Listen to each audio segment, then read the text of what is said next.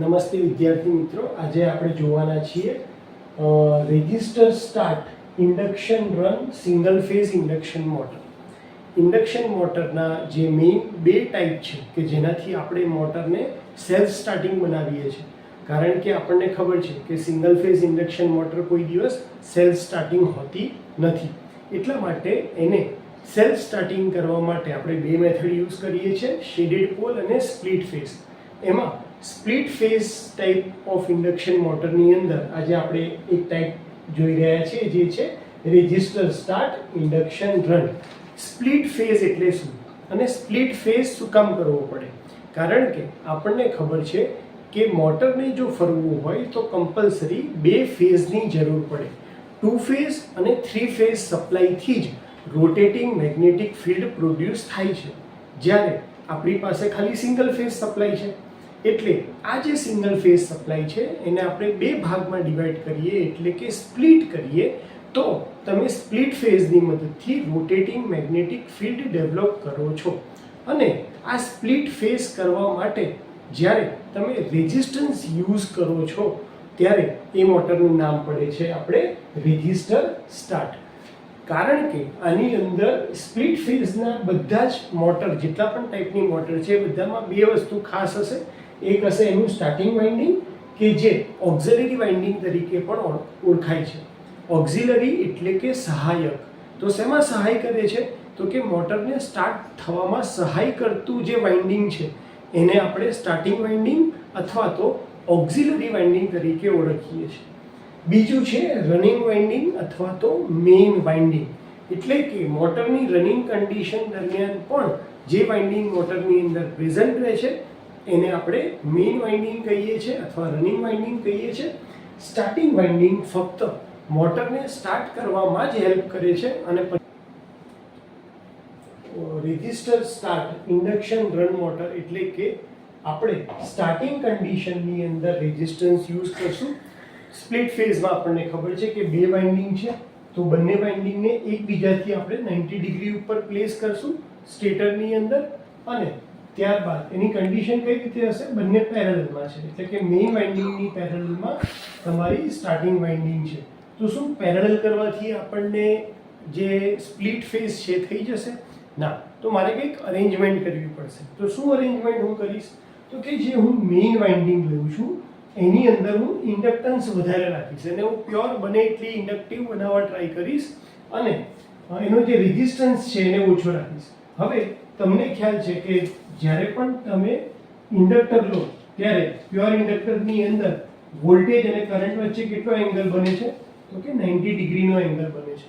એટલે જો હું મેઇન વાઇન્ડિંગ માટે વેક્ટર ડાયાગ્રામ ડ્રો કરું તો સપ્લાય વોલ્ટેજ મારો રેફરન્સ તરીકે રહેશે, અને હંમેશા 90 ડિગ્રી પ્યોર ઇન્ડક્ટરમાં જ પોસિબલ હોય, પણ પ્યોર ઇન્ડક્ટર બનાવવો પોસિબલ નથી.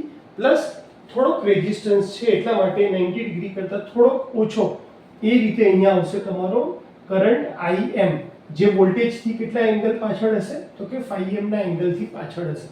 આ થઈ જશે તમારો પહેલો જે ફેઝ છે, જે તમે સિંગલ ફેઝ સપ્લાય આપ્યો એમાં મેઇન વાઇન્ડિંગને લીધે આ તમારો વેક્ટર ડાયાગ્રામ આવશે. હવે મારે શું કરવું છે? તો મારે ફેઝને સ્પ્લિટ કરવો છે. ફેઝને સ્પ્લિટ કરવો છે તો હું શું કરીશ? તો કે ઓક્ઝિલરી વાઇન્ડિંગની અંદર સાથે એક રેઝિસ્ટન્સ કનેક્ટ કરી દઈશ. અને ઓક્ઝિલરી વાઇન્ડિંગ જે છે એ કેવી રીતે બનાવીશ? તો એની અંદર એનો રેઝિસ્ટન્સ વધારે હશે અને ઇન્ડક્ટન્સ ઓછો હશે. હું શું કહું છું? ધ્યાનથી સાંભળો. એનો ઇન્ડક્ટન્સ કેવો હશે? ઓછો, રેઝિસ્ટન્સ વધારે. અને સ્ટાર્ટિંગમાં એક બીજો રેઝિસ્ટન્સ પણ એડ કરી દઈશ. એટલે મારી જે સ્ટાર્ટિંગ વાઇન્ડિંગ છે એની અંદર વધારે પોર્શન શું છે? તો કે રેઝિસ્ટન્સ છે. અને એટલા માટે આનું નામ શું પડ્યું છે? Resistance start. Induction run, running condition વખતે કોણ વધારે છે? તો કે ઇન્ડક્શન વધારે છે, ઇન્ડક્ટર વધારે છે. એટલા માટે મેઇન વાઇન્ડિંગની અંદર આપણે એક્સેલની વેલ્યુ વધારે રાખીએ છીએ, જ્યારે સ્ટાર્ટિંગ વાઇન્ડિંગમાં આપણે શેની વેલ્યુ વધારે રાખીએ છીએ?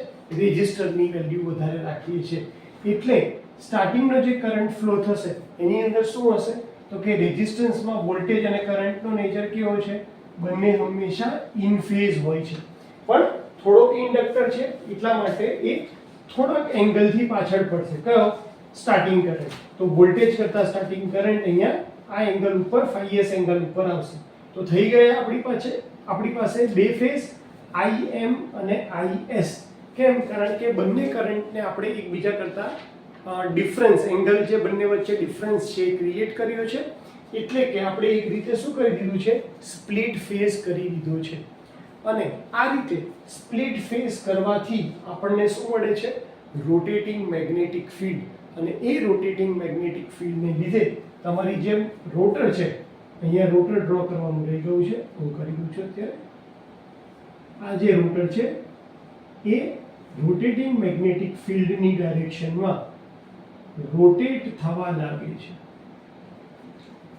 તો આ રીતે રેઝિસ્ટન્સ સ્ટાર્ટ, ઇન્ડક્શન રન, તમને ખ્યાલ આવી ગયો હશે.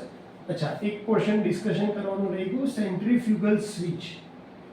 સેન્ટ્રીફ્યુગલ સ્વિચ, કારણ કે રનિંગ કન્ડિશનની અંદર એકવાર મોટર ફરવાનું સ્ટાર્ટ કરે પછી આપણને સ્ટાર્ટિંગ વાઇન્ડિંગની જરૂર હોતી નથી. તો આપણે આ સેન્ટ્રીફ્યુગલ સ્વિચ કેવી છે કે જે શાફ્ટ સાથે કનેક્ટેડ હોય છે, અને જેવી મોટર એની 70% સ્પીડ રીચ કરે ત્યારે સેન્ટ્રીફ્યુગલ સ્વિચ શું થઈ જશે, ઓપન થઈ જશે. અને એટલા માટે રનિંગ કન્ડિશનમાં ખાલી કોની ઇફેક્ટ આવે છે, મેઇન વાઇન્ડિંગની. અને સ્ટાર્ટિંગમાં કોની ઇફેક્ટ આવે છે, તો કે સ્ટાર્ટિંગ અને મેઇન વાઇન્ડિંગ બંનેની. સ્ટાર્ટિંગ જે આપણે કરીએ છીએ રેઝિસ્ટરની મદદથી કરીએ છીએ સ્પ્લિટ ફેઝ કરીને, એટલા માટે આ મોટરનું નામ પડ્યું છે resistor start induction run motor. એડવાન્ટેજની વાત કરીએ તો એડવાન્ટેજ આના શું છે કે કન્સ્ટ્રક્શન સિમ્પલ છે, પણ આની અંદર પાવર લોસ તમારો થાય છે અને પાવર ફેક્ટર આનો કેવો હોય છે, ઓછો હોય છે. સ્ટાર્ટિંગ ટોર્કની વાત કરીએ એટલે કે ટોર્ક સ્લિપની કેરેક્ટરિસ્ટિક્સની વાત કરીએ તો 100% કરતાં થોડોક વધારે ટોર્ક, સ્ટાર્ટિંગ ટોર્ક તમને આ મોટરની મદદથી મળે છે, કારણ કે સ્ટાર્ટિંગમાં આપણે રેઝિસ્ટન્સ એડ કરીએ છીએ. તો શેડેડ પોલની અંદર જે લો ટોર્કનો પ્રોબ્લેમ હતો એના કરતાં ટોર્ક અહીંયા તમને થોડોક વધારે મળે છે, અને ધીરે ધીરે ટોર્ક વધતો જાય છે. તમને ઓલમોસ્ટ 300 ગણો ટોર્ક સ્પીડ સાથે મળે છે, અને ત્યારબાદ ટોર્કની વેલ્યુ ઘટે છે. જ્યારે એની વેલ્યુ ns જેટલી થાય ત્યારે તમારી સ્પીડ પાછી અહીંયા સ્લીપ તમારી 0 થઈ જશે. તો આ રીતે તમારી ટોર્ક સ્પીડની કેરેક્ટરિસ્ટિક્સ બને છે. કઈ મોટર માટે? રેઝિસ્ટન્સ સ્ટાર્ટ ઇન્ડક્શન રન માટે. એપ્લિકેશન કઈ કઈ જગ્યાએ છે? તો ફેનમાં યુઝ થાય છે, લેથ મશીનમાં, બ્લોવરમાં, રેફ્રિજરેટર અને વોશિંગ મશીનની અંદર આપણે આ ટાઈપની મોટરનો યુઝ કરીએ છીએ. તો આ હોપ કે તમને resistance start induction run motor ખ્યાલ આવી ગયો હશે.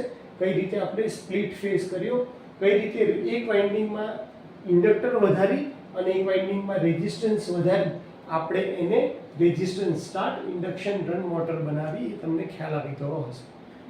આ આખો વિડીયો જોવા માટે અને મને શાંતિથી સાંભળવા માટે થેન્ક યુ સો મચ.